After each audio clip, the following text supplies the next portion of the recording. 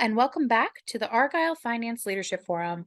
My name is Brittany Sullivan with Argyle, and it's great to have everyone joining us today. A couple of notes before I turn things over to our esteemed speakers. First, a quick reminder to stop by our sponsors' virtual booths at any time during today's event and for the following week. Our partners are committed to providing you with valuable content and a great overall experience.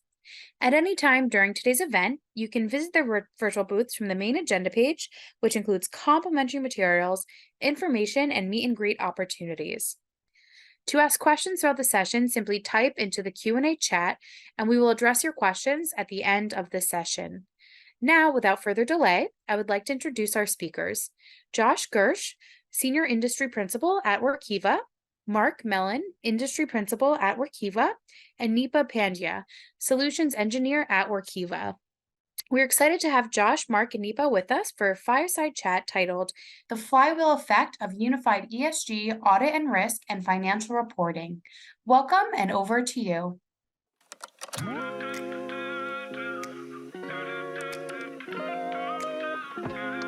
Welcome, everybody. Happy to be here with you today to talk about the flywheel effect of unified ESG, audit and risk, and financial reporting. My name is Mark Mellon. I am an industry principal at Workiva. Through that, I support our teams in sales, marketing, product, and other teams as we evolve our product and platform, including our messaging in the marketplace as it relates to ESG, financial reporting, and GRC. With me today are Nipa Pandya and Josh Gersh. I'll let them both introduce themselves. Thanks, Mark. And I'm also with Workiva here in the Growth Solutions team that supports the testing and evaluating of new solutions in the market. As you know, the dynamic of customer demands change. My professional experience here has been heavy in the internal audit function around leading SOX compliance in the past, advisory audits, ESG assurance, and operational audits. So I'm looking forward with sharing a perspective on current industry trends and some challenges today. And I will hand it over to Josh there. Yeah, thanks, Nipa. Josh Gersh, as I mentioned, I'm a senior industry principal here at Workiva. I have a background as a former practitioner in the accounting and finance space. So I spent a number of years in with KPMG in their audit practice, focused on financial reporting matters. And then I've held a number of positions, director of accounting, controllerships, where I've kind of overseen financial reporting. So I work here at Workiva to kind of lend practitioner experience to all that we do here, or try and make our products better to kind of serve that audience. So again, happy to kind of, as things have continued to roll out with ESG and other things, happy to provide a perspective on, how financial reporting, ESG, and all these things are starting to come together more and more. Great. Thanks, everyone. Really appreciate everybody being here today and look forward to the conversation we'll have as we walk through the discussion today. So as we move forward in the presentation, why are we talking about ESG so much? Why is it in so much of a focus and really driving the intersection and integration across GRC and financial reporting? And you'll see 4 pillars that we're displaying here. And this is probably just a sampling. There may be other things that are on your mind as you think about ESG and how it impacts your organization. But from a regulatory angle, we obviously have a lot of activity here in the US and around the world, whether it be the SEC's climate proposal, potential proposals around human capital disclosures and cybersecurity disclosures in the EU with the Corporate Sustainability Reporting Directive. Many other similar climate disclosure proposals aligned to the Task Force on Climate-Related Financial Disclosures, also in other parts of the world. We've also obviously seen an increase in heightened investor expectations, whether that be through some of the largest asset managers in the world like BlackRock, Vanguard, State Street, and others, whether that be through banks evaluating organizations' ESG performance as they think about preferential rates of capital lending, or private equity and driving greater return on companies that are purchased and then sold or taken public. We also think about a broad array of stakeholders and not just shareholders, obviously on the investor side, but customers, employees, and other supply chain or customer partners that are driving companies to focus on ESG and on it in a much more rigorous and robust manner.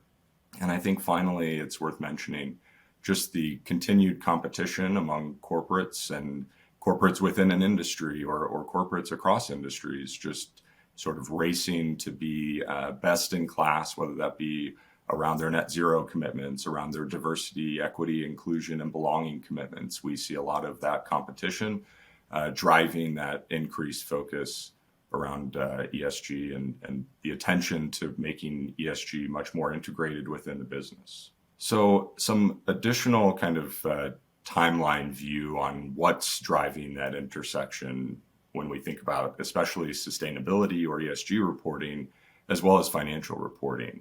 And we've seen since 2017 with the NFRD or non-financial reporting directive in Europe, a drive to bring together financial and ESG or sustainability reporting. And you can see as we look toward the horizon, we see things that exist today like the EU taxonomy, TCFD aligned disclosure, CSRD disclosure that we mentioned initially, which aligns with the European Sustainability Reporting Standards or ESRS, the SEC's obvious focus on ESG related matters, and the IFRS or International Financial Reporting Standards and their International Sustainability Standards Board, which was obviously formerly known as the Sustainability Accounting Standards Board or SASB. And what a lot of this sort of drive toward the integration of these two areas is bringing is the need for automated technology and data capture to understand where that information is coming from. So organizations have better confidence in how that information is being managed within the business and that it's right when it goes out the door. That also requires the ability to collaborate amongst teams, which are much more widespread throughout the organization than maybe we have seen historically with financial reporting, widespread that is on the ESG side.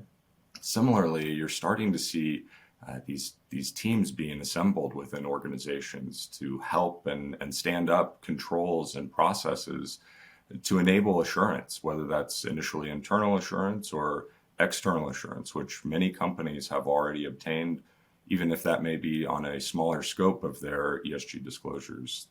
We still see a lot of that going on. Similarly, as we think about the sharing of disclosures across these two channels, we've seen probably a proliferation of ESG disclosure being placed within an annual report, within proxy statements, and similarly on the ESG side, when the ESG disclosures are made, typically include financial information or information that was included in those annual reports. And it's really important that organizations keep those things consistent. If the number is supposed to be the same in one place as it is in the other, those types of checks and balances should really be in place to make sure that's the case. When we think about timeliness, obviously ESG, with the lack of regulation in the past, has been less of a timely exercise, which makes that information less decision useful for the stakeholders that need it. And the ability to roll that forward is still time consuming for organizations when we think about ESG, and relying on some processes that the financial reporting teams have employed for years is something that we see a lot of companies working towards, so they can make that timeline in terms of ESG reporting more aligned to that timeline they see within their financial reporting processes. We're also seeing a big push toward tagging disclosures with potential XBRL taxonomies and having that information available digitally and accessible in different ways, because some of those stakeholders, whether they're investors or customers or employees, may want information in different formats or through different avenues. So organizations are trying to innovate as they think about how they reach those audiences. So what does that all really look like today? Obviously, it can be potentially a little bit of a mess as we portray here on this slide. And it's not just related to ESG, it could be related to financial reporting and GRC or governance, risk and compliance, which could include internal audit, risk management, how an organization manages their policies, procedures, and controls. But again, all of these processes are really run by, in most organizations, separate teams, and they're working now to come together and share best practices, processes, and technology even to make these processes more collaborative, more connected, and making sure everybody's on the same page. So with that, I'd really like to turn this over to a little bit of a Q&A now, where we work with Josh and Nipa, and I'll start with Josh. Josh, why is ESG impacting the accounting and finance profession so significantly? Yeah, thanks, Mark. And I think it's interesting when you think about ESG, you wouldn't expect it to actually impact. I mean, I think when you look at it from a 30,000 foot view, you wouldn't expect it to impact the accounting and finance industry as much as it is. ESG, when you kind of initially think about it, it's centered around strategy, it's centered around performance, kind of long-term initiatives. How are we going to be here in 20 years? Are we doing things right to kind of be here in 20 or 30 years? And so I think a lot of times when we first think about ESG, we don't really kind of make that immediate connection on how it could impact, financial reporting or, accounting and finance professionals and their jobs. What's interesting about ESG as you kind of dive into the next layers beneath it is that ESG has a lot of both direct and indirect impacts on, financial reporting that I think at first we kind of don't pick up in the beginning. An example of a direct impact is a lot of ESG matters involve kind of evaluating human resources, capital. Do we have the right people at the right areas? How are we using that workforce?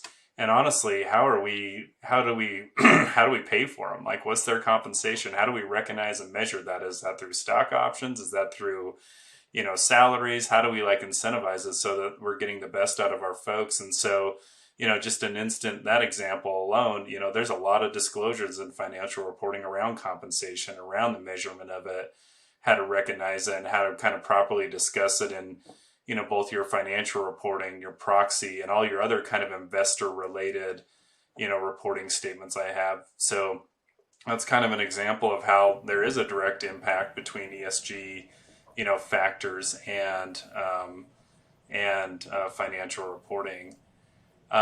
Another one, indirectly, I think ESG can impact, the financial statements in other ways. If you are a company that for whatever reason has some negative impact to the environment, or there's damages for something that may have been, that may have happened, all of a sudden you could have a reduction in sales that might impact things. And so you think well, that doesn't really drive financial reporting. Well, it actually does over time, because you have that reduction in sales. Okay, maybe I'm going to look at my impairment analysis this quarter, and if I have that reduction in sales, is that going to actually drive the need to recognize an impairment, or is that decline going to be something that's going to continue forward for a lot of years? So I think as we kind of get into ESG more and more, we realize that there are these direct and indirect correlations between financial reporting and kind of those sustainability initiatives. I think this ESG movement has taught us that investors are not just okay with financial statement numbers anymore. They need more. They want to see more of a comprehensive picture. They want to see more of the strategy and the initiatives that build into it. And so I think, more and more the final point I'll make here is I think it's inevitable that financial reporting and ESG reporting, it's inevitable that they're going to have to come together. And if they do, there's going to have to be that connection, and it's only going to continue to, put more pressure on that accounting and finance profession to kind of help address those needs. Yeah, that's great. Thanks, Josh. Really appreciate that perspective. And I'll really just toss it to Nipa now and ask really the same question in terms of how we see ESG impacting GRC or audit and risk professionals. Yeah, thanks, Mark and Josh. Great context there from a financial and accounting perspective there. But as you think about the internal audit function or risk professionals, they are also in a great position to really be part of that evolution of ESG reporting risk. And commonly, these professionals are forward thinking, always proactive about emerging risk. Also, given the change in the regulatory landscape, as Mark had mentioned earlier, it certainly is very dynamic.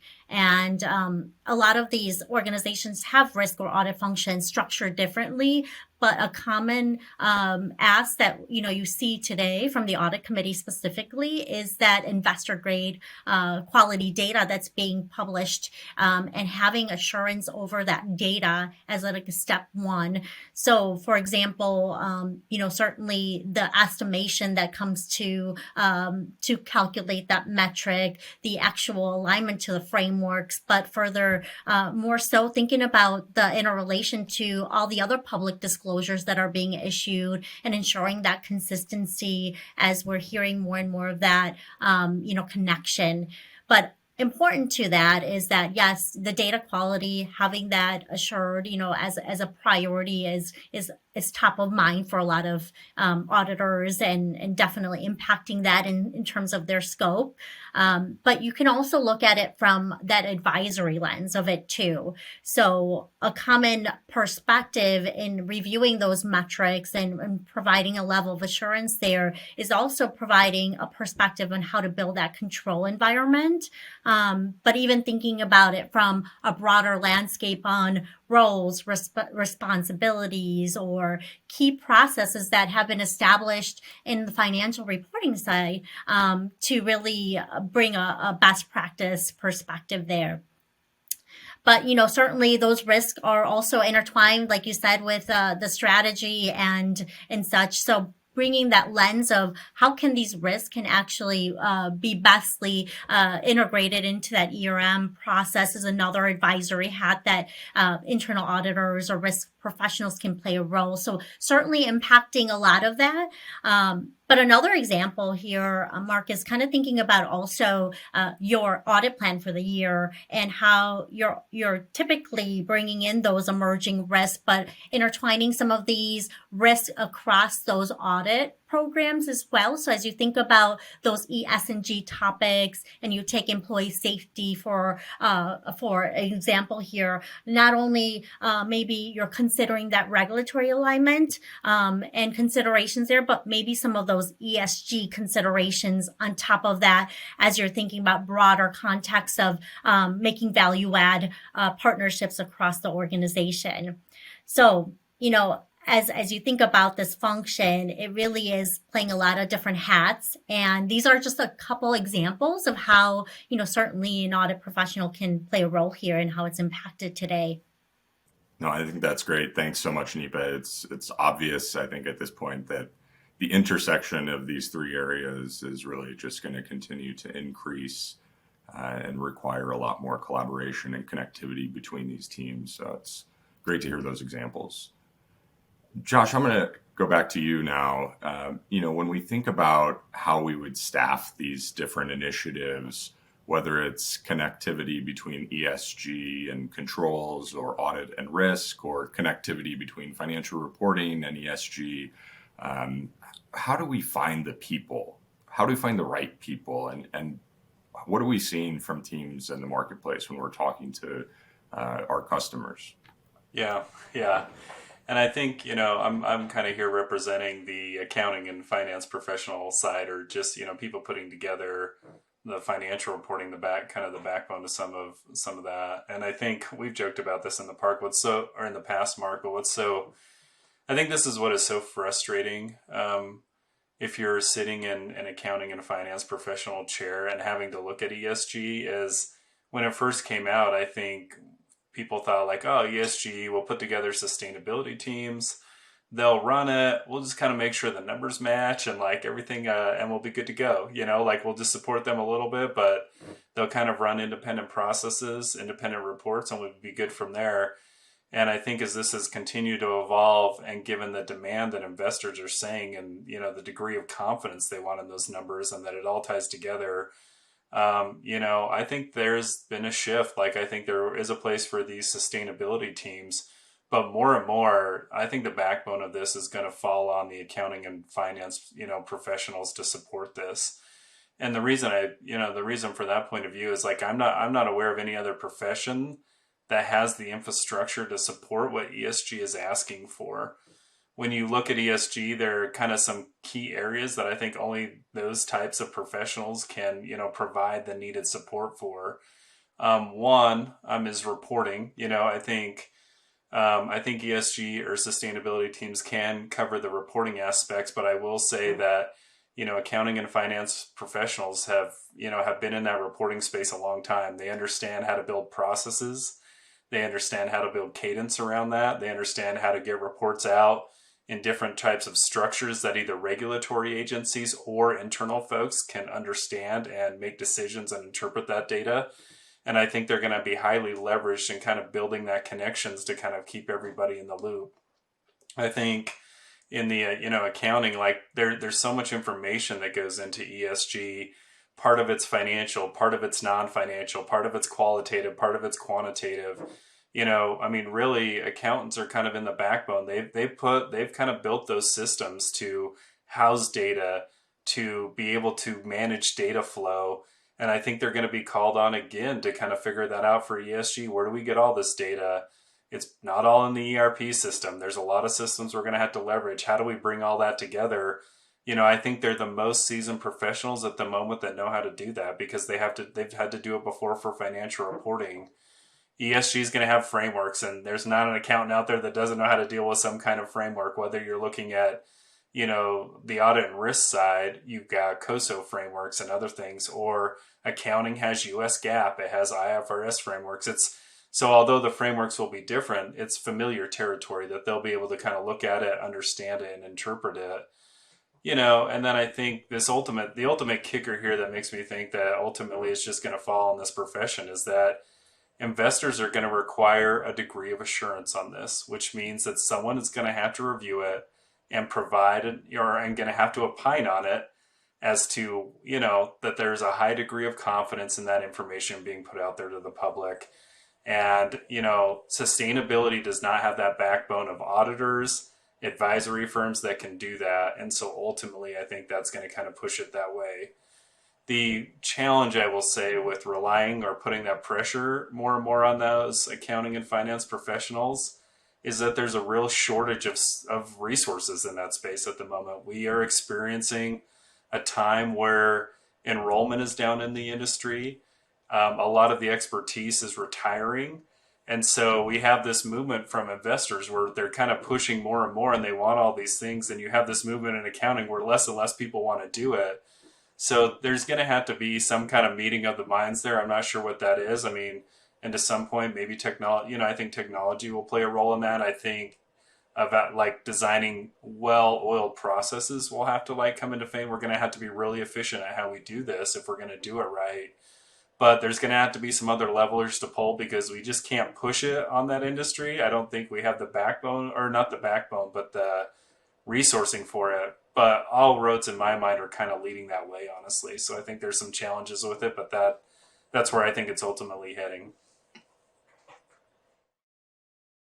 No, that's great. So there's unfortunately a shortage of resources, not just in the world of ESG and sustainability, but also in the world of accounting and finance. So making things as efficient as possible is going to be incredibly important. You also brought up this idea of frameworks and standards. And, if you've been in the space, the ESG and sustainability space over a decade or so, like myself, maybe a little bit of a favorite topic or maybe the least favorite topic, like to refer to those as the alphabet soup of ESG. But there's not just the ESG frameworks when we think about frameworks and standards, but you sort of alluded to this, the control frameworks, things like the COSO framework or the Integrated Enterprise Risk Management framework, also from COSO. So maybe if I can go back to NEPA, how can teams think about managing all of these different frameworks and standards and bringing this reporting together under this kind of multiple array of frameworks and standards? Because as Josh alluded to, even on the financial accounting side, you have IFRS, you have US GAAP. On the ESG side, we've got ISSB and the ESRS. Plus, we've got to bring it all together with a little bit of a COSO blanket, if I should say. Yeah, no, absolutely. Thinking about the multitude of all those frameworks coming together, but also those data points. That's a huge undertaking, like was mentioned, and there is a significant collaboration that brings together the right teams, business units to build a robust process to execute something like this that's quite large and in capacity. When you think about ESG, it's not done by one person, it's done by multiple teams. And just by thinking about this comprehensive reporting approach, it starts with that sound governance of establishing a framework and having the right skill sets and key players that will take you to that next level. And for instance, your materiality assessment will serve as a purpose to identify those key pillars, to identify which ones are material in terms of what teams you need to bring in from HR, EH&S, etc. But not to forget the financial and accounting team as well, as they're prepared to align to key regulations on a day in and day standpoint. So for them to be part of this pod, you would call it a working team or a diverse skill set of members that are coming together from different departments to bring that expertise. And certainly each individual, each function is coming to the table with some sort of lens there, along with your audit function that's going to bring a perspective on what makes sense from a material standpoint to build potential controls down the line and how to frame that up, as assurance gets mandated down the line. But not to forget, some of those other members as well, like an investor relations team who's been accustomed to talk to investors for years and respond to responses to questions that may come as this ESG disclosure gets published. So there's a lot of different teams that make sense in this world of ESG to come together and kind of sit together from a pod perspective to work together and leverage best practices. As efficiency is key, like you said, from the shortages of, auditors as well, but also from the financial and accounting perspective, that process that you establish from top to bottom is one step closer to getting the right data validated, insured, documented, all the way down to that leadership that's kind of holding that ground as well. But one thing I just want to mention here, and it's sometimes overlooked here, is also that cultural integration and education. So with that core working team, bringing together education on what ESG is to your internal stakeholders is also very much critical and important to kind of define like that approach to meeting those objectives and goals down the line as well. No, I love that last point. I think I've heard the need for change management in this space maybe more than anything lately, just in terms of how organizations are evolving in this space, bringing different teams to the table, and that part about educating them through a ideally well-defined change management process should hopefully benefit everybody. Josh, I'm going to turn back to you and revisit kind of the role accounting has played in ESG reporting so far and how you see that role potentially evolving. Just give us some high levels in terms of, typical examples of what that might have looked like to date. Yeah. And let's all, I have to laugh because we all think, ESG has definitely gained some momentum in the last 3 years. It's been on everybody's mind, and you can't wake up and not pick up something in the news about ESG. But what's funny to me is ESG has been around since the early 90s, so it's not a new concept. And I think along that lines, as it's matured, so has the role of accounting, along with it. I think in the early phases, early days of ESG, it was just more about, hey, can we kind of have this long-term thing? Here's our report on it. And I think accountants kind of just help put that report together. We gave some insight on it. Here's our sustainability. It was pretty short and simple. Let's just let's put something out there someone can digest and at least just know high level what we're doing. I think as that's evolved, especially, more, I'd say in the last 5 years, as this has become bigger and that reporting has gotten more comprehensive, is then they've started to look at more of the process aspect. And I think accounting, that's where in the past we might have just been helping put together a report. Well, now we're in the weeds of it. How do we get the data? How do we get data from A to B? How do we gather it? What's the data preparation we need for this report? What's the cadence of putting that report together? What's the process of this whole thing? Who's doing what? You know, who's quarterbacking it, or who's on first, or who's kind of running it. I think a little bit more they were involved in that. And, so to evolve from at first, let's just get something out there, to two, okay, we need a process around this. Let's dive in. Let's figure out what everyone's doing. We're going to play this role great. Where now, I think kind of the final stages of it is like, one, there's probably more, I think accounting is playing more and more into that process and, taking on more responsibility there. But I think kind of future state, or where this ultimately goes, is I think accounting and finance professionals are going to be, or I think they're going to be, necessary advisors to the ESG strategy. I think they're going to be brought into, that strategic thought process on what ESG needs to be for a specific company. And they're going to be, a key stakeholder at that table. The one thing I think accountants sometimes get underestimated on is their understanding of the business, and how deep that goes, and how much knowledge they have of not only their business and what the numbers mean, but just that they are critical thinkers, that they do have to think about things from many different angles. And I think that they'll bring those insights to the table, and ultimately, they're going to be big developers or communicators of that ESG vision, not only internally to a company, but also to, those external investors that are kind of looking for, for that vision. No, that's great. And as an accountant by background, but somebody who's been in the ESG space for a long time, I couldn't agree more. And Nipa, I know you used to be previously an internal auditor. What role did you play in ESG as an internal auditor at your prior organization? And how have you seen that evolve recently in your interactions with companies in the marketplace? Yeah, Mark, in my prior company, I had an opportunity as a senior internal audit manager to build assurance around ESG. And it was a great opportunity for us to bring some value around this process in year one. And one thing, to highlight there as this journey started was that function was always recognizing the value of potential risks that were emerging and getting ahead of those risks. So being part of that early stage was very critical for that team to be involved in, as the ESG reporting cycle was also being, commenced.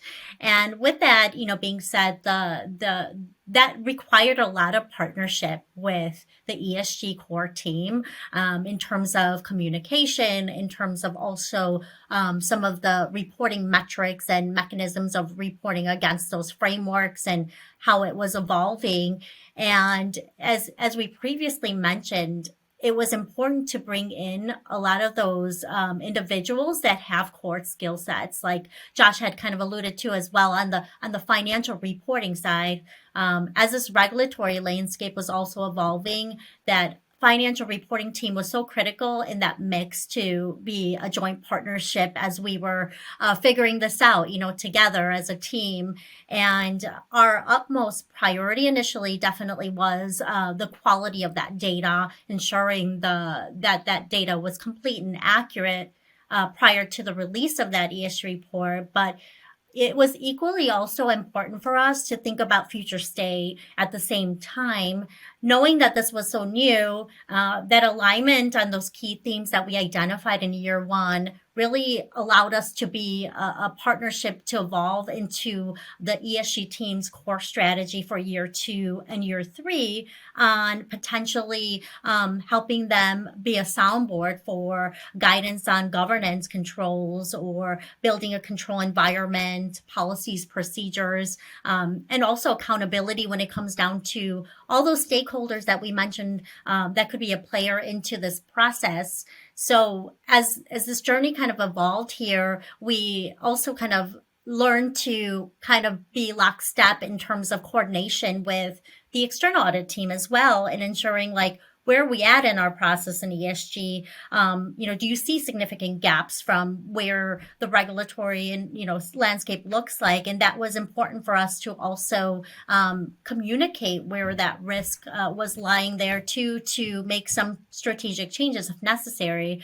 So I think what really worked well here is that the internal audit function was brought in from the inception in the beginning, and it really allowed more of that efficient model of that fast-paced dynamic of evolving risk to be more fluid as these changes were happening, and really have that open dialogue. And I think that's so critical as we think about this area of reporting. No, thanks for that, Nipa. I totally agree. And one of the things that I'd maybe just point out, just to reiterate how important it is likely to reach out and connect with your external auditors if you're part of the internal audit team. If you haven't already, I think that's probably something that's occurred, especially for most of the largest public companies. But as we look at the horizon and the potential for additional ESG disclosures going into regulatory filings, whether that's an annual report, an SEC filing, or whatever it might be, that connectivity with your external auditor that may likely have to review that information or audit that information is going to be critical and continue to be even more critical as we move forward. So Josh, I'm going to go back to you this time. We don't currently have one set of mandatory comprehensive ESG reporting requirements today. How does that complicate the accountant's responsibilities? This question, it reminds me when I was a little kid and I used to, be at the dinner table eating soup. And this probably is going to date how old I am, but there used to be soup that had like the alphabetical letters in it. So you could kind of play with your soup and bring words up. It kind of these frameworks kind of remind me of this. Like it's just a big bowl of like alphabetical soup that's kind of out there at the moment. And, I think we're getting there. I think everyone recognizes that there needs to be some form of alignment and need for some uniform set of standards for ESG measurement and reporting. And I think we're definitely getting there. I mean, currently as it stands, there are a lot of frameworks out there, whether it's SASB or TCFD or GRI or CBSD or CDSB, but there's a lot of them out there. And, basically I think the challenge with that has been, you've got all these frameworks out there, but if every time you're going from one company to another and they use a different framework, which I'm not saying is unacceptable, it's hard to get apples to apples a little bit, which is always what investors want to be able to do so that they can measure things and kind of evaluate their investments from that side. But apart from that, I think it's just, how do you build a process around something that can change? Because when you change frameworks and that changes data sets and that changes how you report on it or what you want to do or how you're going to audit or provide assurance on it, what's the challenging thing is rather than creating kind of one process where we can all go through and dive in, okay, ESG is a thing. It's going to go from A to Z. This is how we're going to do it. Auditors, this is how you're going to do it. I mean, I think the quicker we can kind of get to something like that, you'll see this come together a lot faster. But one of the challenges with ESG is that we've had so many different things. So we've got, all these different frameworks that have all these different processes. And I think that's ultimately kind of lended itself to implementing ESG. That's why it's been such a challenge to some degree. So I think a couple of good things looking forward, is that it looks like we're aligning more on a framework. There's some front runners right now. The ISSB, I think what they're doing is kind of going to provide a lot of foundation for that. But effectively, it complicates accountants' responsibilities because rather than kind of having one uniform set of standards and framework, we have 5 or 6 or 10. And that's incredibly hard to scale. That's incredibly hard to implement, integrate, and all that kind of stuff. So again, it's complicated now. I think I think the good thing is I think there's a path forward here, and I think we're going to get there in the next year or two. I think there's going to be a lot of alignment on that, uniformity that needs to be there. And once there is, I think you'll see kind of everybody double down on ESG and figure out what it's going to be and kind of move forward with it. Yeah, as somebody who's seen the proliferation of frameworks and standards, it's nice to see a lot of coalescence around the TCFD through a lot of the regulation we see on the horizon, which really leads us into the next question for Nipa. which are, when we think about verifying or providing assurance either from an internal or external side, how are the challenges, or what are the challenges that exist when we think about ESG metrics, especially those that are disclosed in financial reports? Yeah, I mean, great question there, Mark. And we just kind of touched on this a bit here as there's ESG is different. It's not like other forms of regulatory compliance efforts that many finance and accounting teams have been accustomed to do for years, such as SOX compliance, along with no standardization. So again, the non-standardization is obviously a big challenge today, but also the biggest component of ESG is the data. Now, the data here is coming from a lot of different unstructured sources or informal ways of bringing this together without, that typical accounting system that you've been used to from a systematic way for years. And, those financial transactions have been audited, reviewed, systematically processed for quite some time that feed into a cyclical life cycle. But now you're dealing with all these different data points coming from either a carbon accounting system or an EH&S system that haven't been assured, audited, reviewed. Also, just understanding the scope of that system in general is a new thing that comes into from a challenge perspective. But also bringing that together in a consolidated view is also significantly a big undertaking to see how do you piecemeal a lot of this information together. And as you learn more about that increases a lot of the stakeholders involved. So you're moving away from that bubble of finance and accounting individuals that are used to something for years and now expanding into operations, expanding into different business units that have to now be under the scrutiny of ESG. So, as I think about this, from both comparisons, given that, I've definitely seen the SOX compliance efforts and then the ESG side of it as well. You can see that this will be a cultural shock, as these assurance mandates come down the line here. And giving giving an example here is that we've validated some of this information from completeness and accuracy from an IT scope perspective for years on those ERPs that are pulling those financial data inputs, but from an ESG perspective, now we have to think about different mechanisms of controls for SOC 1, SOC 2s, potentially in those third party data that's coming in, or even so identifying the right stakeholders that are reviewing these data points for accuracy and alignment to these frameworks. So it's a very robust window of individuals involved, but it goes beyond what we're used to traditionally. And it really also think about it from an external standpoint there, as now you're not just touching financial stakeholders. Now you have customers, supplier networks that are using this data to make decisions and use this in their input. So it's really important that all these components come together, as you see these challenges. Yeah, no, without a doubt, it's not easy, and I think one of the other things that just comes to my mind when I think about this is just some company defined metrics, and that almost complicates it further. And hopefully, some of the regulatory pushes that are on the horizon will alleviate the need for some of that and the confusion around some of that. Josh, I'm going to turn it back to you, and when we think about some of the intersection of ESG data with financial data, we think about how organizations are trying to bring those together and trying to reconcile their financial reporting disclosures with some of the ESG data that they have. How are organizations bringing those together and thinking about maybe how ESG impacts their financial statements, especially as we think about things like the SEC climate proposal that may require them to do that?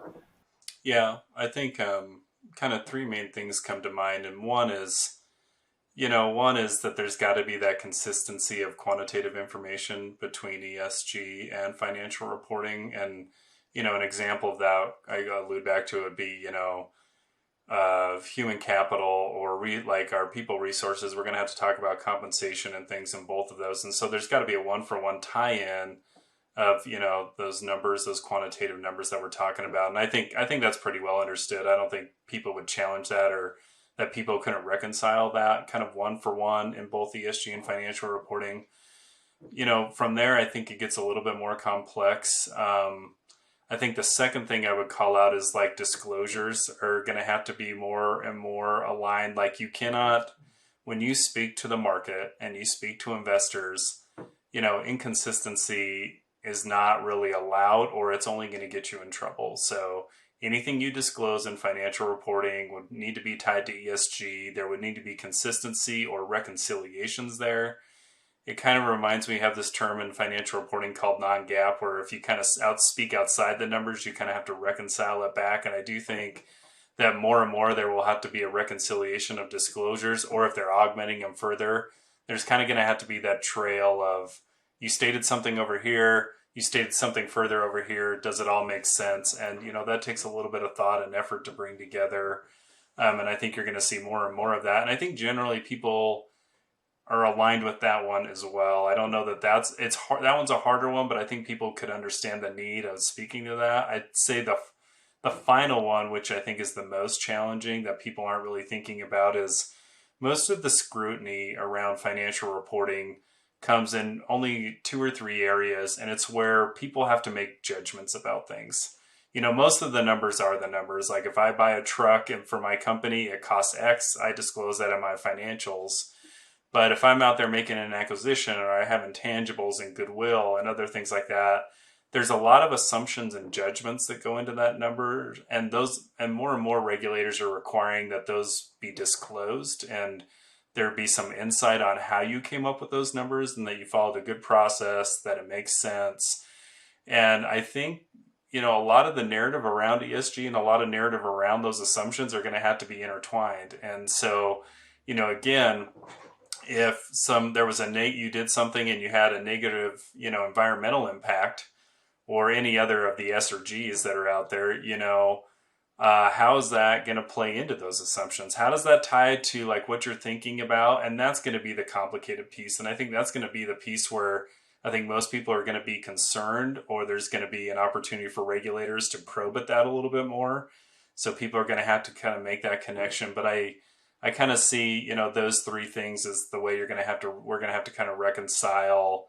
We're going to have to reconcile kind of those financial things. Like the numbers need to match, the disclosures need to be consistent, and then kind of the underlying narrative of how you got there is going to have to be consistent, because if not, you're going to get tripped up on one or the other down the road eventually.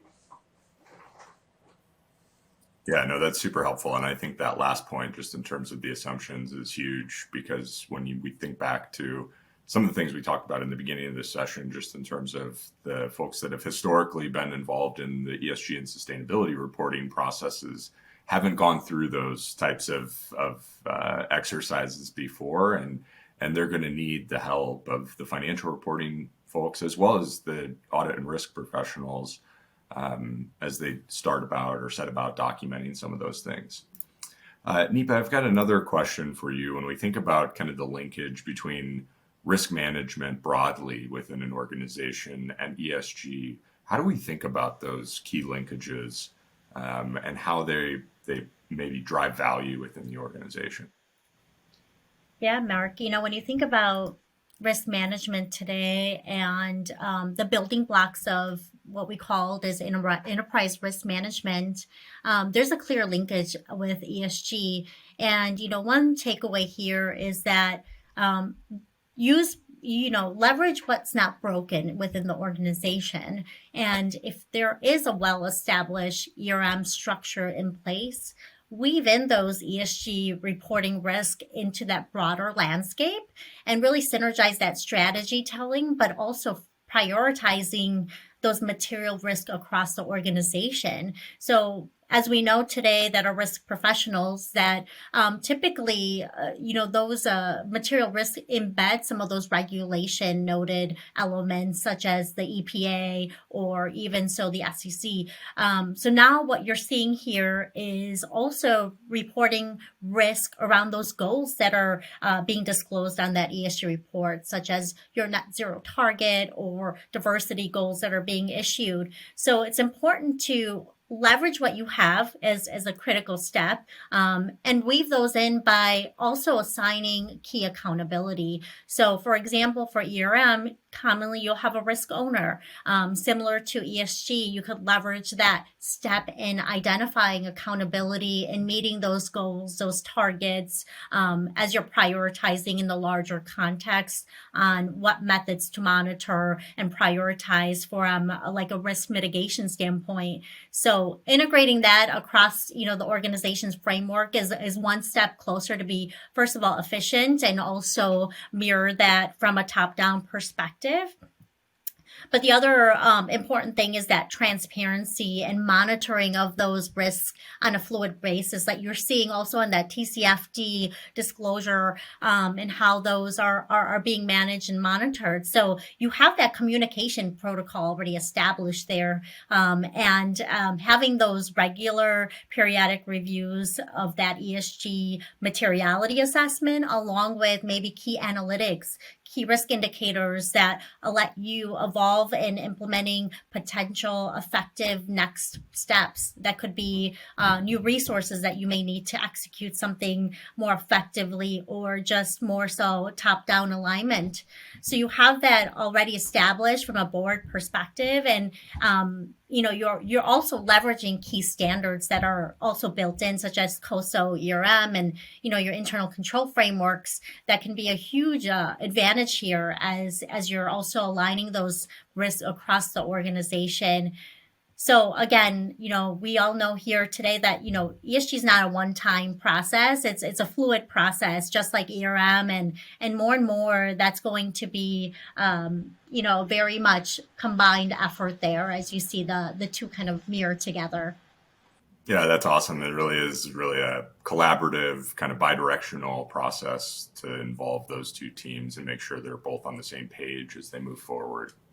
So I'm going to finally move forward to our last slide today, and really this is sort of our view on how Workiva and really technology broadly can support organizations as they work to make these processes more efficient, especially as we think about the integration of ESG across these other two areas, GRC or audit and risk, as well as financial reporting, and really helping organizations be more efficient by bringing together those sources of unstructured data that is where they're collecting this information, whether they're emailing somebody or emailing a third party even potentially. That's something that organizations are obviously looking to make more efficient, so somebody's not having to follow up nonstop with them. Additionally, even more efficient, connecting into some source systems, whether that's a finance system, an audit system, or an ESG system that has some source data that's relevant for a reporting output that ideally goes to one of those stakeholders on the right side of the slide here. And again, this is part of the challenge of organizations as they're thinking about satisfying the needs of these different stakeholder communities. They all consume information in different ways, and bringing all that kind of input or source information into one place, being able to have that controlled and managed and collaborated on in one place, have the ability for auditors to go in and look at what's been done and trace that back to the source, but also then use that to assemble those communications, whether they be reports or presentations that are delivered to those stakeholder audiences. I think we see as being pretty critical to making this process overall. And when we think about the integration of these three areas, GRC, ESG, and financial reporting, pretty exciting. So we really appreciate everybody joining us today. Hopefully you found this information useful in your work, and really appreciate Nipa and Josh joining as well to provide their perspectives based on their expertise, and greatly look forward to having more conversations with folks in the market. And good luck on your journeys to integrate these 3 areas, and reach out if you have any questions.